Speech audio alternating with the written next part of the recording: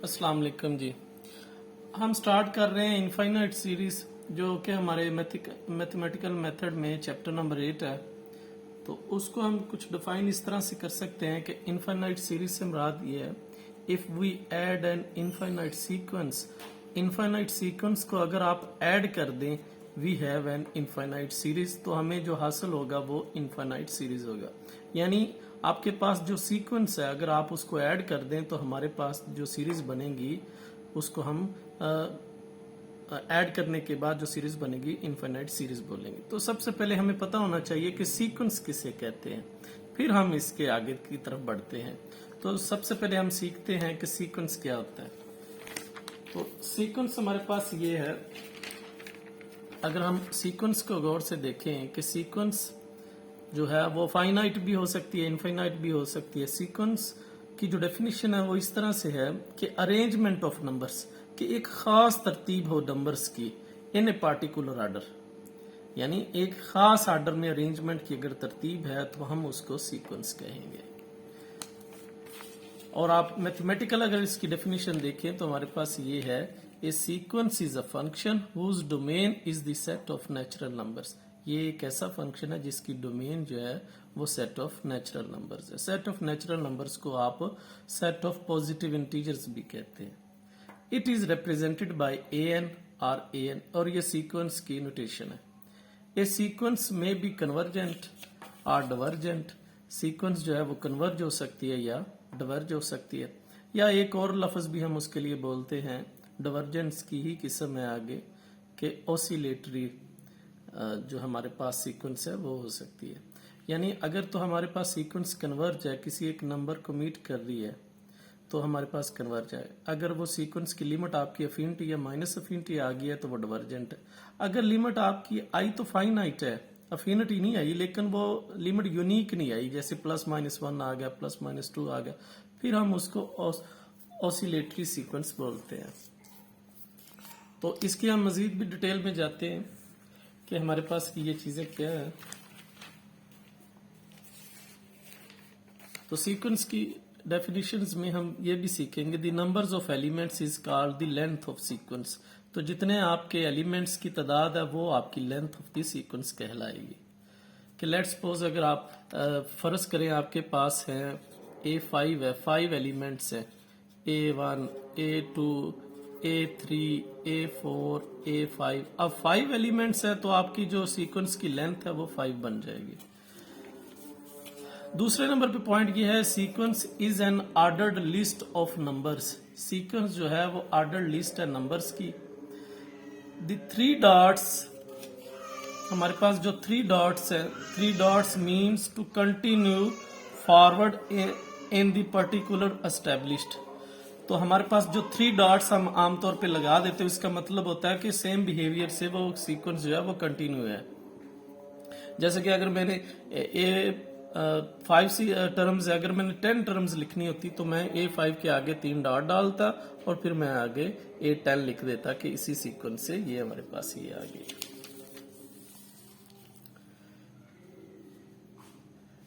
Each number in the sequence is called a term. Her number जो है sequence में उसको आप लफ्ज जो बोलेंगे वो टर्म है। यानी ये आपकी A1 फर्स्ट टर्म होगी, A2 सेकंड टर्म है, A3 आपकी थर्ड टर्म है, A4 फिफ्थ टर्म है, A5 आपकी 5 टर्म है।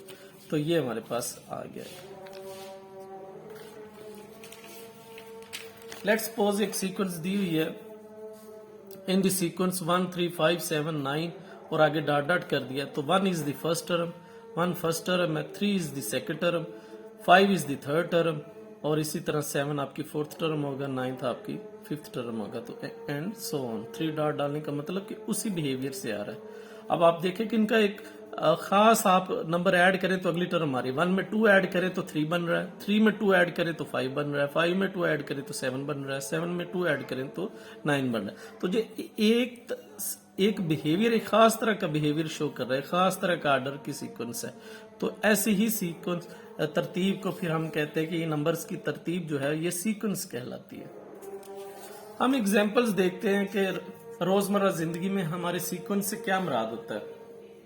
तो हम एग्जांपल लेते हैं कि फर्स्ट एंड 2 डे अब जब हम कोई भी स्टोरी लेट्स सपोज हम स्टार्ट कर रहे हैं तो हम कहते हैं कि फर्स्ट ऑफ ऑल या टुडे वी हैव लर्न, तो इस तरह से जब लफ्ज बोलते हैं first and today are great examples of sequence words found at a beginning of a story, तो ये हम स्टोरी के शुरू में बोलते हैं फर्स्ट एंड टुडे, इस तरह की बातें।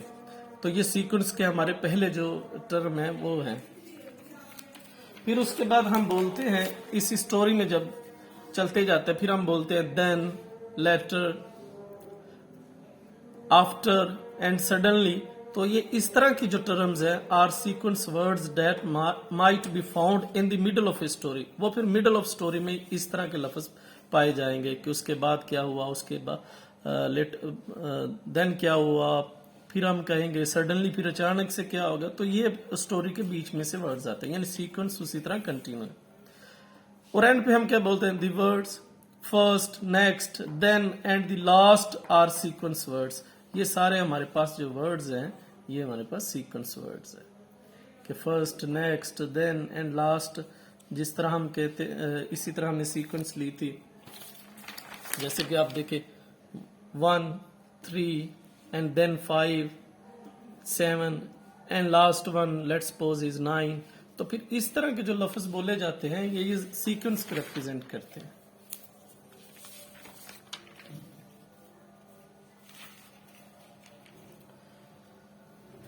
तो हमारा एक्चुअली तो टॉपिक था कि इनफाइनाइट सीरीज क्या है। अब हम देखते हैं कि इनफाइनाइट सीरीज को हम कैसे कर सकते हैं।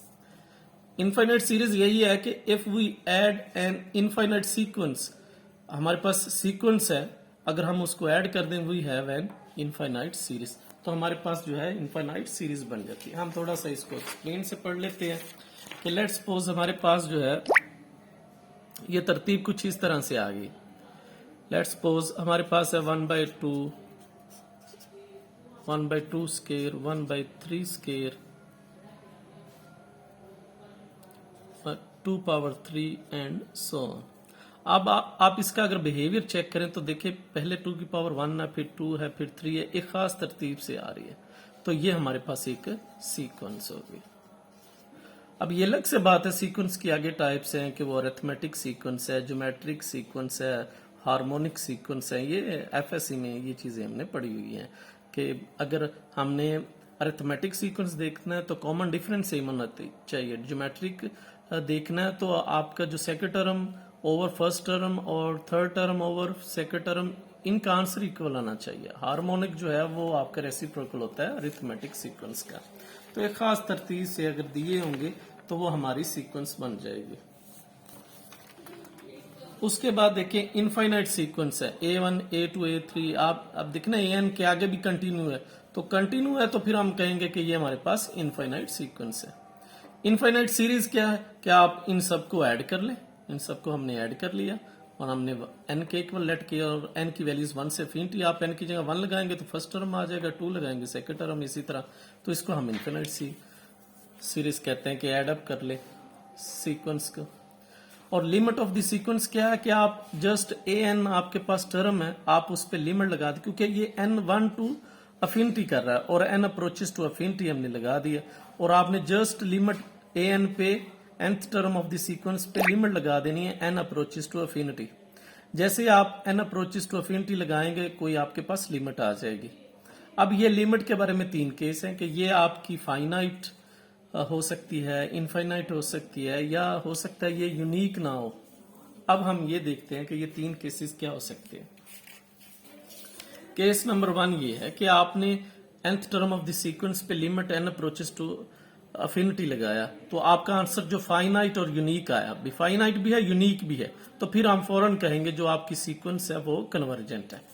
और जब अब n अप्रोचेस टू अफिनिटी लगाएंगे और आंसर अफिनिटी या माइनस अफिनिटी आ जाए तो फौरन आप उसे कह देंगे ये डाइवर्जेंट सीक्वेंस है। तीसरा ये है कि अफिनिटी तो आंसर नहीं आया लेकिन आपका आ गया यूनिक नहीं आया, यानी आंसर आ गया +-1, जैसे x मॉड है वो वैल्यूज +-1 देता है।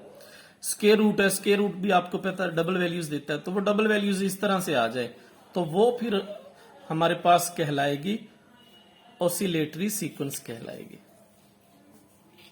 ठीक है, आप इसकी एग्जांपल कैसे ले सकते हैं कि आपके पास जो an है, लेट्स सपोज x मॉड आ गया और आपने जब लिमिट लगाई है ये n मोड। और जब आपने n अप्रोचेस टू अफिनिटी लगाया तो आपको पता है कि ये वैल्यूज जो हमारे पास हैं ये डबल वैल्यूज आ जाएंगे। तो डबल वैल्यूज के लिए जो हम लगाएंगे वो ऑसिलेटरी सीक्वेंस लगाएंगे।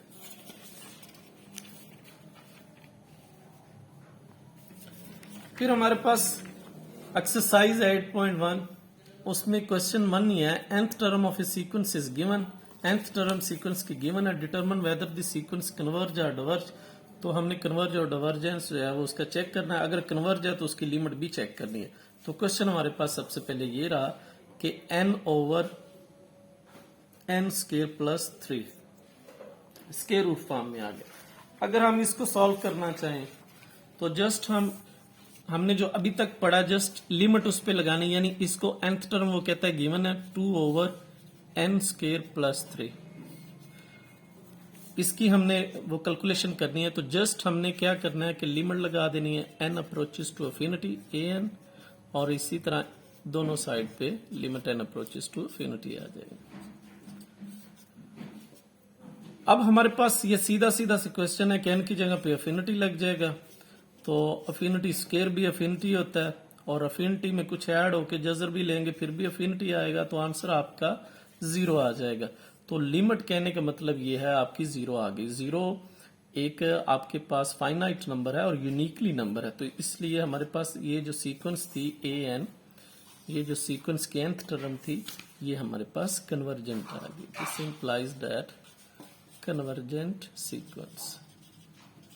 तो हमारे पास जो कन्वर्जेंट सीक्वेंस आ गई क्योंकि वो उसका यूनिक पॉइंट आया हमारे पास। उसके बाद क्वेश्चन नंबर 2 है कि n-3 factorial over n-1 factorial. इसको हम बड़े इजी वे से सॉल्व कर सकते हैं। सबसे पहले nth टर्म दी है तो an लगा लेंगे, और an लगाएंगे फिर आप उस पे लिमिट लगा देंगे n अप्रोचेस टू अफिनिटी, और limit n approaches to infinity n-3 factorial over n-1 factorial. आपको पता है कि n-1 को एक्सपेंड करेंगे तो उसमें n-3 आ जाएगा, लेकिन अगर इसको एक्सपेंड करेंगे तो उसमें हमारे पास n-1 नहीं आना।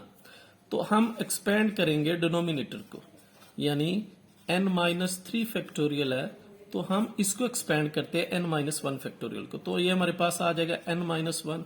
फिर एक कम करेंगे तो n-2 आ जाएगा, फिर एक और कम करेंगे तो हमारे पास ये n-3 आ जाएगा, और फैक्टोरियल उसी पे आप बंद कर दे। तो इससे क्या होगा, ये हमारे कैंसिल हो जाएंगे। अब आप लिमिट जब लगाएंगे कि 1 ओवर और n की जगह पे अफिनिटी पे लगाएंगे तो आपको पता है अफिनिटी -1 भी अफिनिटी होगा और अफिनिटी -3 भी अफिनिटी, तो ओवरऑल आंसर अफिनिटी आ जाएगा। 1 ओवर अफिनिटी 0 आ जाएगा, तो एक पॉइंट को वो कन्वर्ज कर रहा है, तो इसका मतलब हमारे पास जो सीरीज है वो कन्वर्जेंट सीरीज आ गई। फिर हमारे पास थर्ड क्वेश्चन ये है कि 1 plus -1 power n over n। अब सबसे पहले आप an की इक्वलेट कर लें, फिर उस पे आप लिमिट लगा दें दोनों साइड पे an, और limit n approaches to infinity 1 plus -1 n over n। तो लिमिट लगा दें। अब 1 पे तो लिमिट नहीं अप्लाई होनी, ये तो वैसे ही आ गया। अब limit n approaches to infinity -1 power n over n। अब -1 पावर n जो है, या तो इसका n इवन रखेंगे तो ये +1 आंसर आ जाएगा, ऑड रखेंगे तो ये -1 आ जाएगा। यानी अगर -n की डेफिनेशन हम करें तो ये हमारे पास या तो +1 आएगा या -1 आ जाएगा। और +1 कब आएगा, अगर n आप इवन ले लें, और हमारे पास अगर n ऑड है तो ये हमारे पास वैल्यूज दे देगा -1, और ये 0 वैल्यू 1 वैल्यूज का पॉजिटिव 0 n की जगह पे 0 भी रख देंगे तब भी क्या आएगा, आपका आंसर 1 आएगा, कि 0 भी हमारे पास एक इवन नंबर होता है। तो बहरहाल या तो इसकी प्लस वैल्यूज आएगी या -1 वैल्यूज आएगी। तो ये तो +1 या -1 है, लेकिन ये जो n नीचे पड़ा हुआ है यहाँ पे जब आप अफिनिटी लगाएंगे, ये तो हमारे पास आ गया ना -1, ये या तो +1 है या -1 है। लेकिन जब हमारे पास आ गया नीचे अफिनिटी, और इसकी वैल्यूज तो आप लगा सकते हैं ना, +-1 आ गई। तो इसकी जगह पे तो प्लस माइनस 1 रख देंगे, तो आप अफिनिटी ओवर अफिनिटी वो आपका आंसर 0 आ जाएगा। तो आपकी लिमिट जो है वो एग्जिस्ट कर गई है और यूनिक लिमिट है, तो इसलिए ये हमारे पास कन्वर्जेंट सीक्वेंस आ गया। अब क्वेश्चन नंबर 4 है इसी पैटर्न से कि n+1 n स्क्वायर रूट है ओवर n है। आप दोनों साइड पे n अप्रोचेस टू अफिनिटी लगा लें और यहां पे भी लिमिट लगा लें n approaches to infinity n+1 square root over n। और हम अब इसके साथ क्या कर सकते हैं कि अगर आप n को कॉमन निकाल लें और यहां से हम n को कॉमन निकाल लें तो ये आ जाएगा 1 ओवर n और ऊपर हमारे स्क्वायर रूट आ जाएगा, और कॉमन आने पे भी ये स्क्वायर रूट ही रहेगा ओवर n और limit n approaches to infinity. दें जी, और अब हम क्या कर सकते हैं कि ये हमारे पास 1+1 ओवर n स्क्वायर रूट आ गया, और नीचे आप इसको माइनस कर सकते हैं, ये पावर 1/2 नीचे जाके आपकी माइनस हो जाएगी। तो ये हमारे पास आ जाएगा 1+1 over n square root over n square root.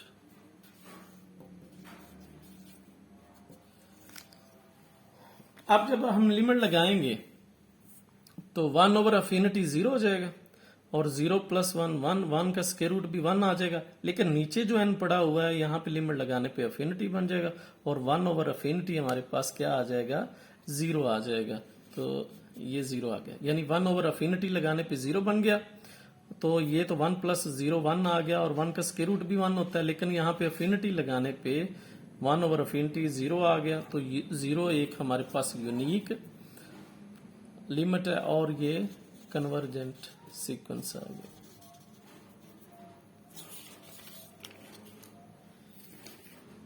Fifth हमारे पास क्वेश्चन आ गया कि पावर आ गई n रेज 1 ओवर n आ गई। तो आपको पता है अगर पावर आ गई है तो लॉग लगाना पड़ता है दोनों साइड्स पे। तो सबसे पहले आप लॉग को अप्लाई कर लेंगे, तो लॉग इधर भी अप्लाई कर लिया और इस साइड पे भी अप्लाई कर लिया। अब लॉग जो होता है आप जानते हैं कि पावर पहले आ जाती है, और फिर आप इस पे लिमिट लगा देंगे, limit n approaches to infinity an और limit n approaches to infinity, और ये बन गया log n ओवर n। और यहां तक हम पहुंच गए, और ये साथ में log भी आ रहा है। और यहां पे अगर हम लिमिट लगाएं तो log अफिनिटी अफिनिटी हो गया ओवर अफिनिटी, यानी कौन सी फॉर्म बन रही है अफिनिटी ओवर अफिनिटी फॉर्म बन रही है। तो अफिनिटी ओवर अफिनिटी फॉर्म बने या 0 ओवर 0 फॉर्म बने या 0 पावर 0 फॉर्म बने या 1 पावर अफिनिटी बने, ये सारी अनडिटरमिन्ड फॉर्म है, और इसके लिए हम एल हॉपिटल रूल यूज करते हैं।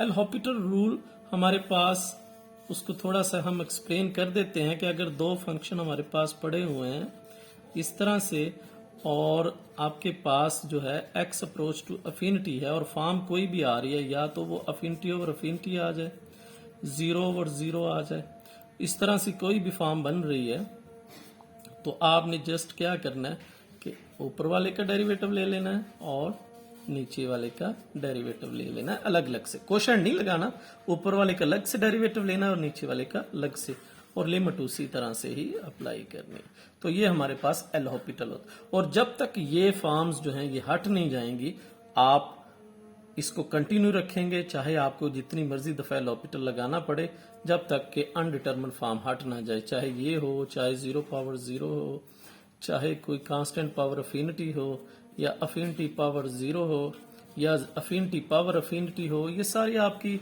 अनडिटरमिन्ड फॉर्म है। जब तक ये हट नहीं जाएंगी आपके पास एक डिटरमिन्ड फॉर्म नहीं आ जाएगी, आप इसी तरह डेरिवेटिव लेते रहेंगे। बहरहाल क्वेश्चन जो हमारा चल रहा था वो ये था कि यहां तक हम पहुंच गए log n ओवर n तक, और log n ओवर n तक हम जब पहुंच गए log n ओवर n और limit n approaches to infinity, तो एल हॉपिटल लगा log n 1 ओवर n आ जाएगा और n का डेरिवेटिव 1 आ जाएगा। और अब जब आप n की जगह पे अफिनिटी लगाएंगे तो 1 ओवर अफिनिटी आंसर क्या आ जाएगा 0 आ जाएगा। 0 एक आपका यूनिक पॉइंट है, इसलिए हमारे पास जो सीक्वेंस है वो कन्वर्जेंट सीक्वेंस आ गई। तो आज के लिए हमारा लेक्चर यही था। होपफुली आप लोगों को समझ आई होगी। तो इसमें कोई मसला है तो हमें जरूर बताइए। आज के लिए इतना ही। अल्लाह हाफिज।